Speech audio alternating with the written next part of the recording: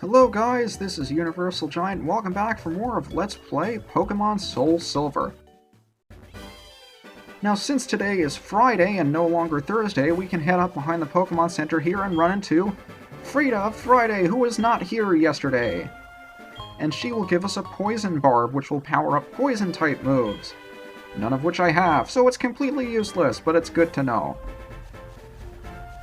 And why does it look like I should be able to head behind the Pokémon Center over there? I don't think you can actually access that area. But those of you who were observant enough may have noticed I did not explore this entire section. And there are a lot of fishermen to fight here. Now this would be a very nice place to power up Marie, but I don't want him to be over-leveled, so I'm going to try to use Duster a little bit here. Goldeen is another one of the basic water types that's fairly common. It learns Peck, which is a flying type move for some reason. I don't quite know how it uses Peck. Maybe it uses its horn or something. Some of the moves these Pokemon learn, it's very difficult to understand how they're able to use them. Now, Water Sport is very much like Mud Sport. I believe a Geodude a couple of episodes ago used Mud Sport, which reduces the strength of electric attacks, and Water Sport here reduces the strength of fire-type attacks. That's a lot more experience than I thought I'd get from Goldeen.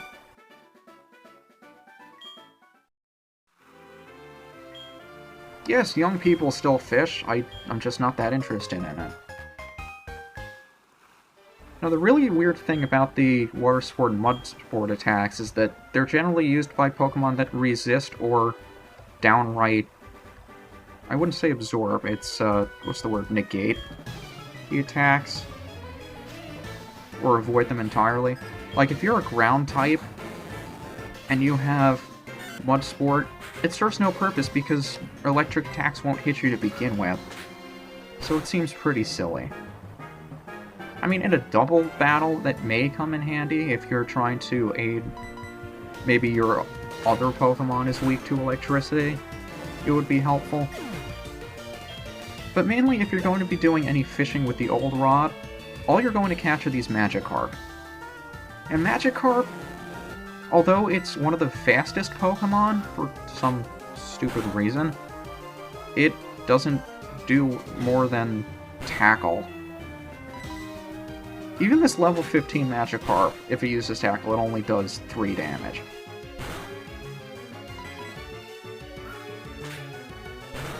It's a very well-known fact that Magikarp evolves into a very powerful Pokemon if you can stand to train it up to that level. I've never bothered with it. It may be something I'd like to try eventually, but there are so many other Water-type Pokemon I'd like to use that it would probably happen later rather than sooner.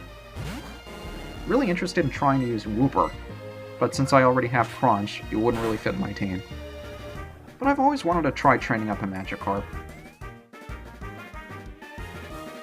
Splash is one of the few moves in this game that doesn't do anything. We saw Hoppip use it earlier. Very interesting story why Hoppip learned Splash even though it's a grass type and it's flying in the air. I don't quite remember the specifics about it, but I believe Splash was originally going to be a different attack, or at least have a different animation. That would make sense to have with others, like Hop Around or something. Probably should have used Quick Attack just to get this over with a little bit sooner. But it's just out of habit. If I see a Pokemon is weak and I can finish off with a weaker attack, I like to save my stronger ones for when I need them. Even though Scratch and Quick Attack have the same base strength anyway. Hi, buddy! Please tell me you have something a little more interesting. A Poliwag!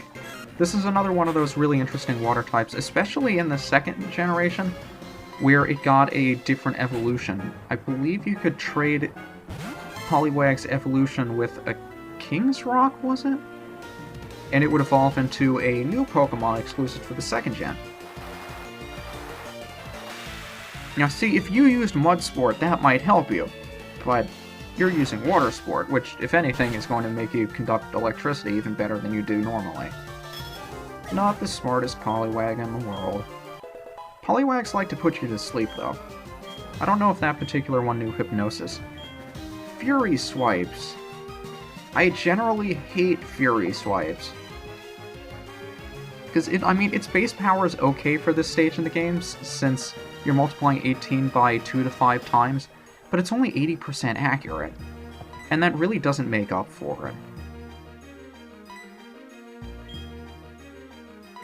I like to stick with high accuracy moves so I know I can actually strike the Pokemon, but to each his own as always. Some of the more powerful moves in the game have fairly low accuracy, and it does know Hypnosis!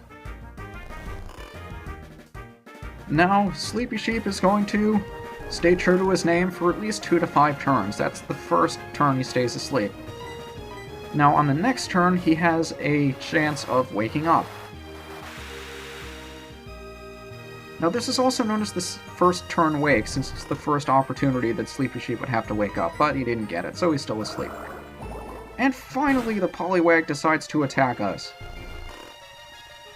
Now, what I really like about the 5th generation games, along with the moving sprites that I'm using for the sidebar up there, is that not only will the Pokemon slow down if it's asleep, but it'll actually close its eyes to show that it's sleeping, which is really neat. But now that Sleepy Sheep is no longer sleepy, Poliwag is dead.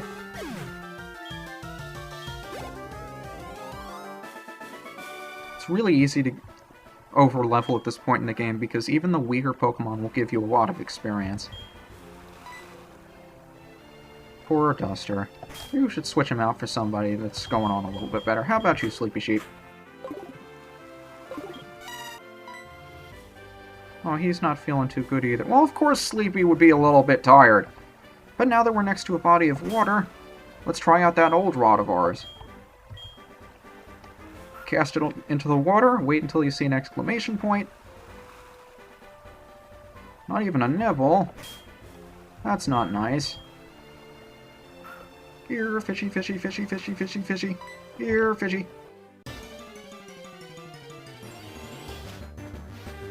Now, the most common Pokemon you'll find using the old rod is Magikarp. Not really worth your time. But I've already explained my opinion on Magikarp. There's nobody else up here. That's where the path split up there by those stairs. So I think it's about time we headed through the cave to Azalea Town. So I'll heal these guys up and meet you back out here. But before we head down there, there is one guy that always catches me off guard that I forget about, but this time I remembered he was here. And he is impressed that we beat Faulkner, because Faulkner is apparently his idol because he's a bird keeper.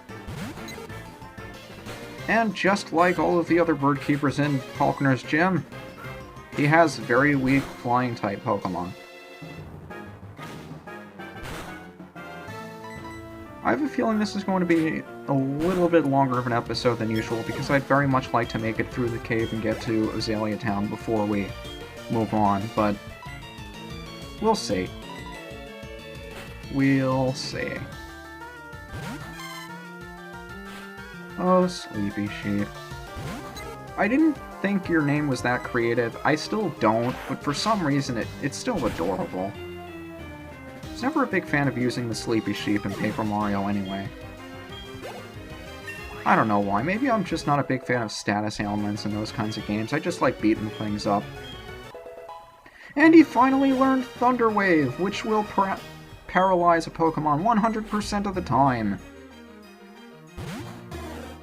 Now, Thunder Wave is a very useful move to have, especially if you're trying to catch Pokemon in the wild.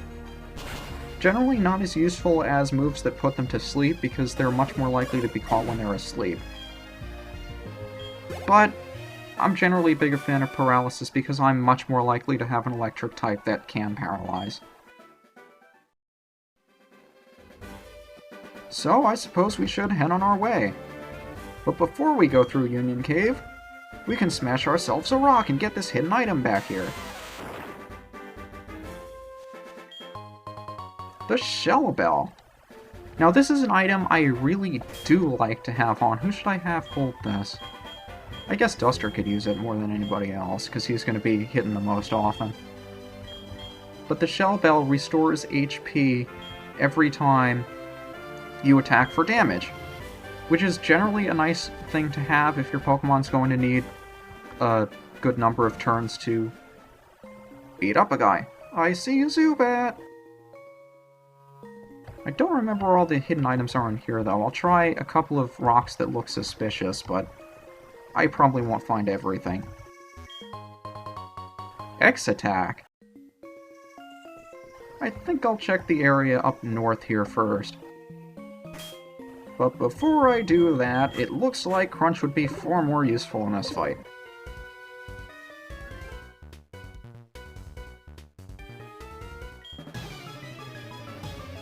Now this guy is a fire breather, and he generally has fire-type Pokemon, which are weak to water.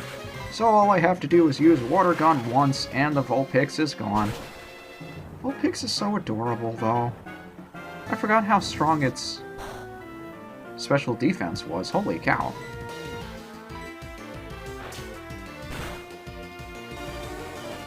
But down it goes. Vulpix is another one of those Pokemon that I wouldn't say I've always wanted to try, because I really haven't. I'm not a big fan of Vulpix. Just a Rattata there. I've always wanted to try using Growlithe. Vulpix and Growlithe are usually one of those pairs of Pokemon where one is available in one version and the other is available in the other version. But here we can pick up TM39 Rock Tomb in the basement of the Union Cave. Now this is a very nice move to have at this point, considering unless you have somebody like a Geodude who knows Rock Throw, this is really going to be the only rock move you have access to. Now, generally as a move, it isn't all that nice to have. I like giving it to Crunch just to have the other option, and it's not going to be that much more useful later on anyway, so there's no real reason to hold on to it. So I'll put it in place of Leer. Not the most reliable move in the world, but like I said, it's good to have just in case, and you don't have much other use for it. Just want to move around his moves a little bit. Put Rock Tomb in front of Scratch. And that's all we can do in the basement for now. There may be another hidden item somewhere. Actually, I'll check up north. I don't think anything is over here except the item that I was about to pass up for no reason. Another thing to... Onix! Now this is a Pokemon we could have traded for back in Violet City. This thing is very fast and has a surprisingly low catch rate. It's very difficult to be able to catch one of these things. But for the most part, it isn't all that useful. Its evolution is, but Onix itself really isn't much to write home about. It's pretty fast for a rock type, though. Moving on. Heading back up here, we can explore the south side, and do I want to run into you from the front?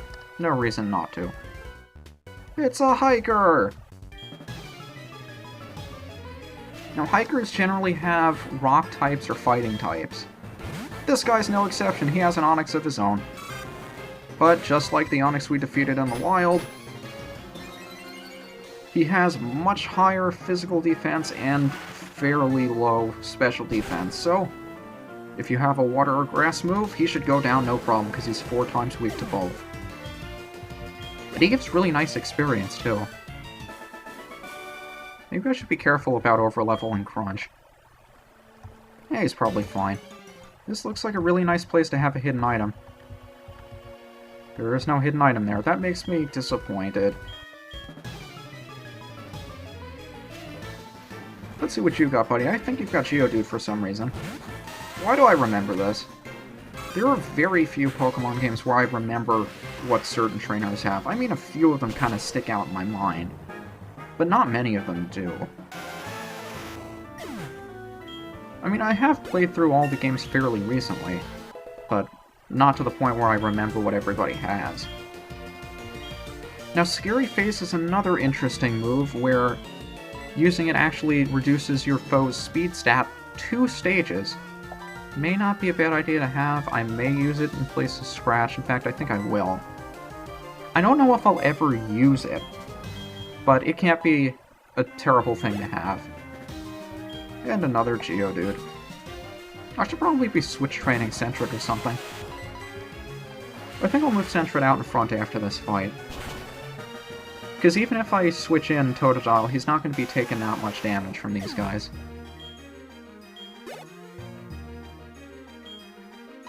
Well, let's get on that right now. No time like the present. Except I could always put it off until tomorrow. Should I do it now, or should I put it off? And if I put off the decision, is that also putting it off? Oh, procrastination.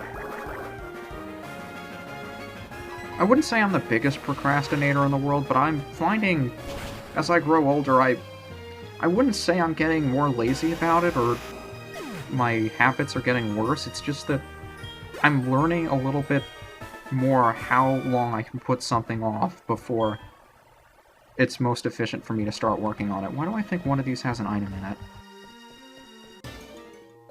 So let's get to what I said before, switch over to Duster so he can lead.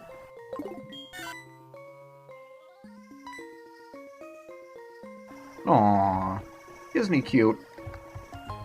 There we go, Great Ball! Slightly higher catch rate than a Pokeball. I believe it multiplies 1.5 to your catch value. Very few people will understand what that means. Oh boy. This guy does not enjoy having his Pokemon confused by Zubat. I don't think anyone does. But this is a Koffing! Another pure poison type straight from the first generation. This guy is fairly strong on the physical defensive side, but you can see the Shell Bell restores my HP whenever I use not a physical attack, whenever I do an attack. But now Duster is poisoned, and he's going to be losing an eighth of his max HP at the end of each turn. Now, I don't want to waste a turn healing off that poison, at least not in battle. I'll heal it off after the battle's over.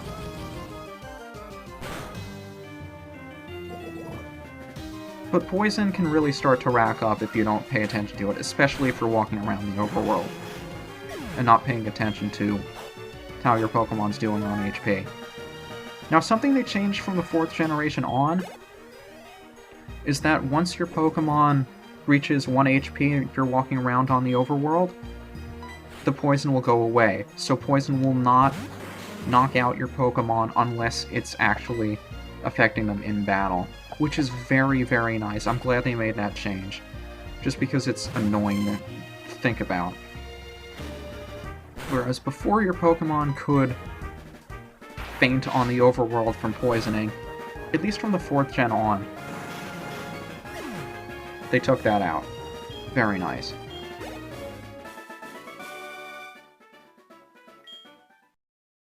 So now that the battle's over with, let's go ahead and use one of those antidotes we haven't used before. At least I don't think we have.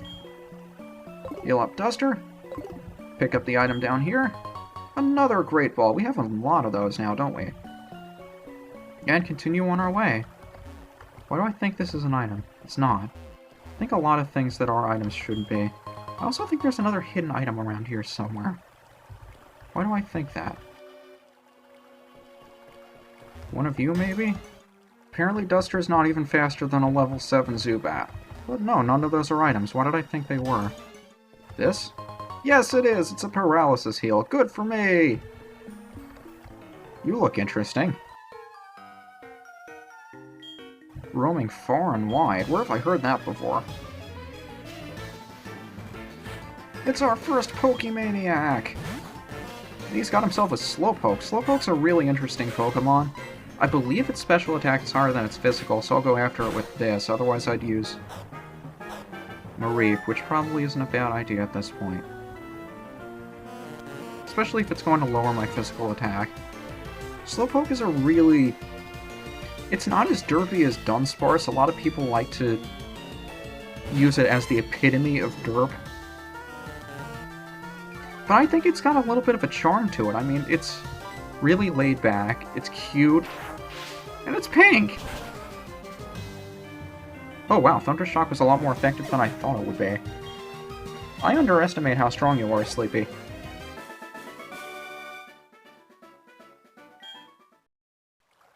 Now let's see, I'm pretty sure there's something over to the left here. You look mighty suspicious. But yeah, you can see there are areas to the north and to the well, mainly to the south, that we can't quite explore yet. And Duster gained a level. Why do I think this is an item? I always think there's an item over here. That's why I always go to this side first. These Reddits are getting really annoying. Because even though they're a good 8 levels under Duster, Duster is still slower than them. So he's not able to run away. Pretty sure there's an item over here somewhere. Duster did gain a level though, so it's not all bad. Could have sworn there was an item over here. Not a visible item, I mean a hidden item. I guess not. Well, we finally made it out of the cave. And it's raining now! West to Azalea Town. We're almost there, but there are a couple of apricorns we can pick up along the way. And a couple of Pokemon for us to find on the grass here, too. I don't remember any of them being all that useful. I think we've had access to most of them before now. We'll check it out, though. Yeah, the cave really was so big. I didn't expect the episode to be this long either. I should really get Duster out of the lead spot for wild encounters. He isn't fast enough to run away from half of these guys. One more trainer before we end it off, though. Hiker Anthony! Do I know anybody by that name? But now that it's raining, this is one of the weather effects I was talking about earlier. In the rain, among a couple of other fancy things that may happen, water-type moves are doubled in strength, and the strength of fire-type attacks are halved. Which means Crunch is just going to obliterate anything, because Water Gun, in addition to getting Stab, is doubled in strength. So it's doing a whopping 120 base power right now.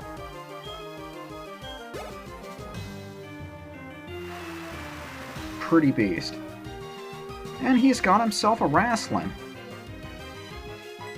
Now Wrestling is the first fighting type we've run into, I think. Although we have been hit with fighting type attacks before. And it's one of those Pokemon that, in order to evolve it to its second evolved form, its third form, you have to trade it. Now, Geodude is also another one of those where in order to evolve it to its final form, you have to trade it. And I think they brought back that sort of rock fighting type trade to evolve it duo in the 5th gen as well. I forget what they were named. There was the Roggenrola was the rock type that you had to trade to evolve all the way. I forget what the fighting type was called. But he is no match for us at this point, simply because Crunch is overpowered in the rain. And now we can finally make our way over to Azalea Town. I never thought Anthony would say that to me. I couldn't possibly turn down your phone number. Not on camera. What do you think about the rain, Duster? Good to know you're still up to it. And here we are. Peaceful Azalea Town. Team Rocket. Weren't you those guys that the old man was talking about that said you broke up? Giovanni's ambition.